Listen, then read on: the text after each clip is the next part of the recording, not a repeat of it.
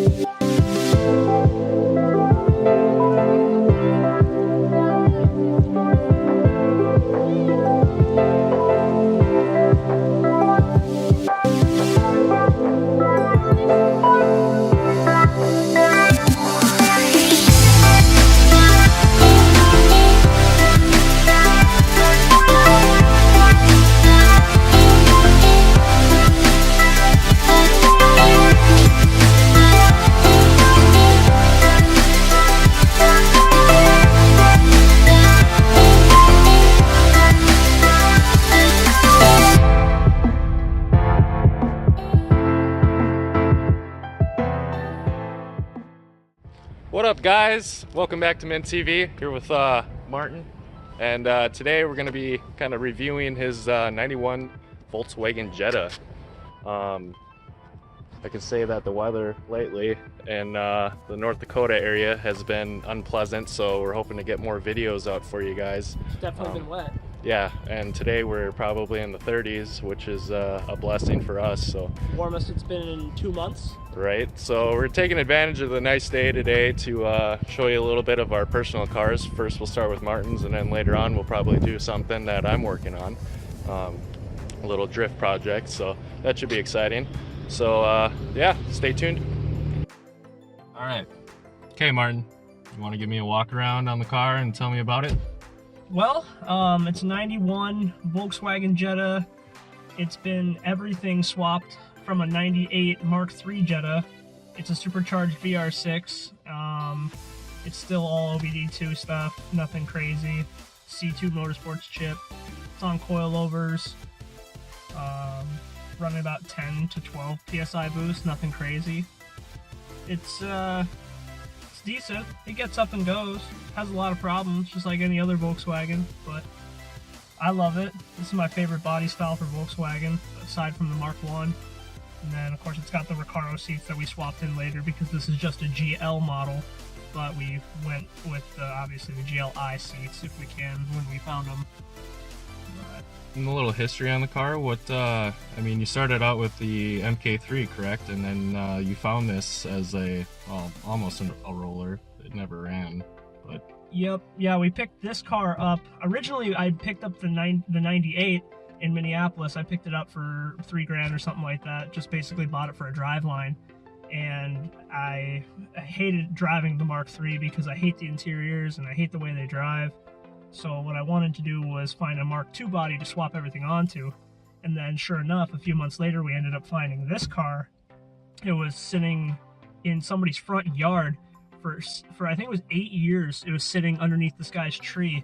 And we picked it up for $400 and we were able to swap everything over from the 98 into the 91 in like 7 days because we had to meet the deadline for Power Cruise, which we're going to be going to this year, so you'll have to stay tuned for that footage. That'll be in August. Yep, that'll be the first weekend in August. At Brainerd, Minnesota. Yep, BIR, that'll be an awesome trip again. We go every year. Crazy Australians. This will be my 4th year going. This is Aaron's 5th. Yeah, something like that. I don't know how else count. So it's a blast. We ended up actually only getting this car done the night before Power Cruise. We drove it around the block and then put it on the trailer. And that was it. That was the shakedown run.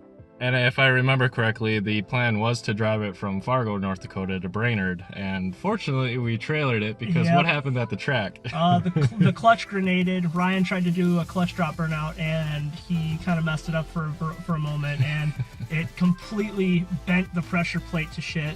And so the driveline vibrations were insane after that, and we were like, oh, that means the car is done. But it actually ended up making it the whole trip. It made it all the way to Sunday, all 3 days at the track. We did 145 miles an hour on the straight on the first full, which was scary because it was an eyeballed alignment. So it really didn't like to go fast. It was kind of scary, but everything worked out pretty good. So it's been pretty reliable so far. We haven't had any issues. So I remember too, like you talked about the clutch, but the first issue we had with the brakes. oh yeah, That could have been bad if we would have attempted to drive it. Yeah, day one we had an issue where I had welded the push rod for the Mark III booster to the Mark II pedal set. I had welded the rod a little bit too long, so it was very lightly pushing on the booster on the master cylinder. And what had happened was it locked up all 4 brakes on the track, and basically damn near caught the car on fire. Yeah, that was an eye-opening experience. Yeah, that was the first day, but we got that figured out within the first lap, and then we got back on the track and had no problems after that. So Right on, it was a blast. So what's the situation with the wheels? What are they? I believe, I don't remember what brand they are off the top of my head right now, but I picked them up in Minneapolis area for $180 or something. More Euro stuff. They're 15 by 8s, and They have that cool one-piece look, or the the single, Porsche. Yeah, the single nut. Yep, Yep, it's cool. It's not like that, but it just has the cover that makes it look like that. Give me a sec. I'll figure out what wheels they are. Yeah. Oh, we got Honda making noises in the background. Get it, girl. NA B series probably.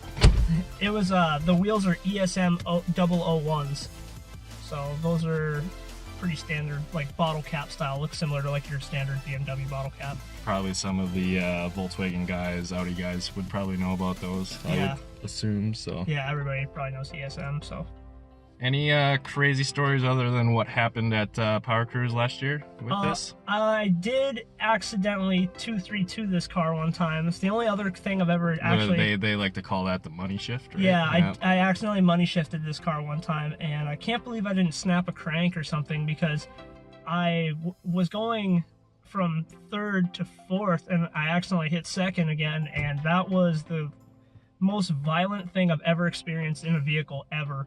I mean, it was worse than a car accident. It was so crazy because the car literally stopped almost.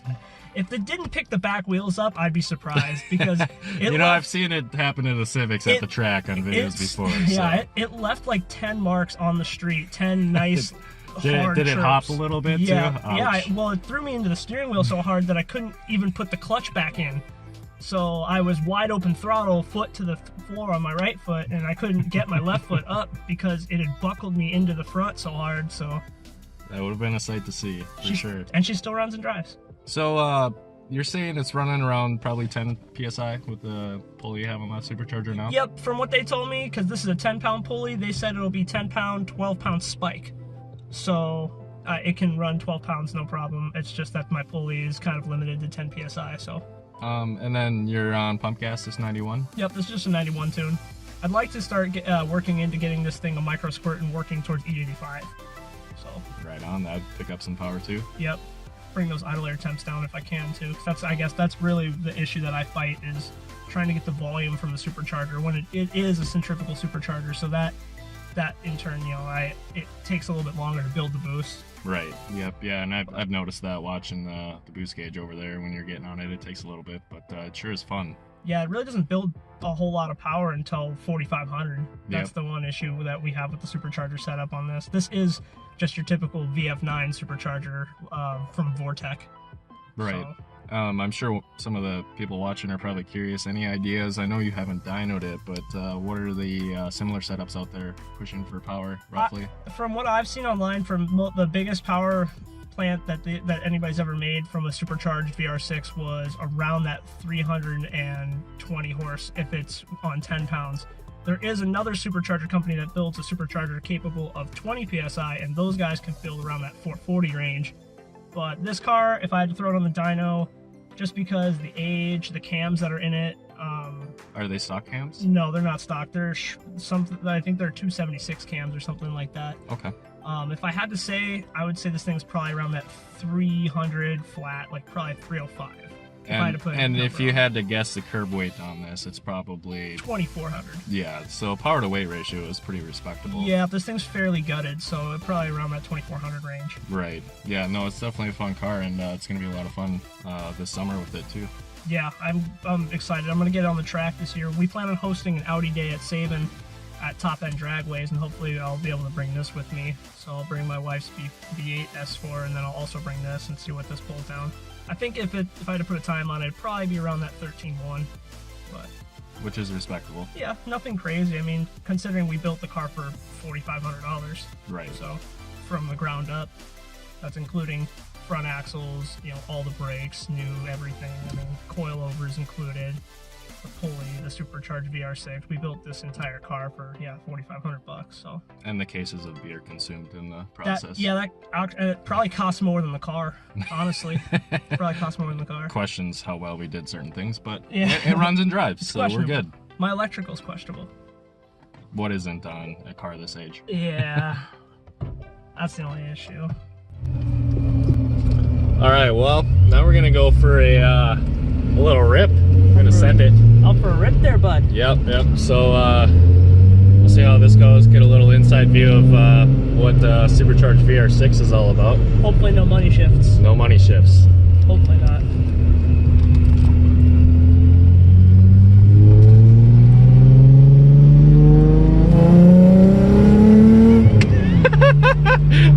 It actually works pretty good. Your seat. Your seat's a little weird, huh? Yeah, it's a little weird. I'm ready for it though. If it actually pulls, if I can get it to actually do a hard pull today, because I never even realized that boot was ripped like that. That must be new.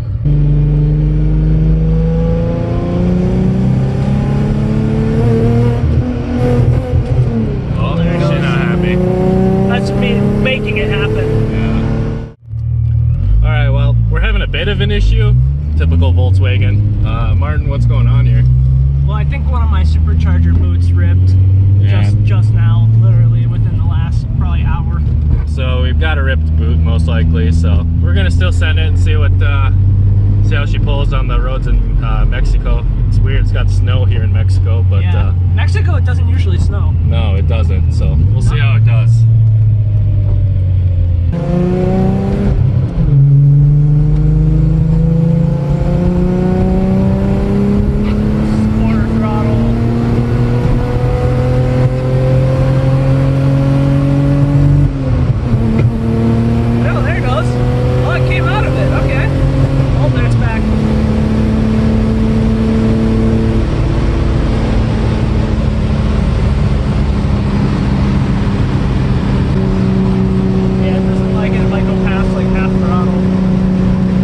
Needs a little TLC yet. Spring's still a ways away. Got time to fix. Yeah, probably 10-second fix. I just need a screwdriver and some rubber.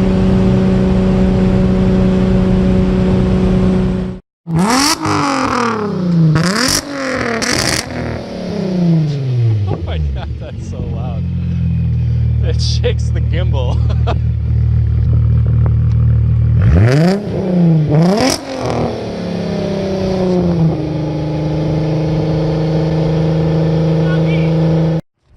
Well, that about does it for this video. As you can see, the Jetta has a little TLC requirement, so hopefully next time we can get a better video of it driving. Martin's the Volkswagen guru, so they say. Yeah. But that's what happens when you throw a car together in 7 days. Right. It's still fun though. Something that might not have been caught on video was my seat reclining back a little farther, and it needed to. That was fun. But till next time, you guys have a great day. See you later.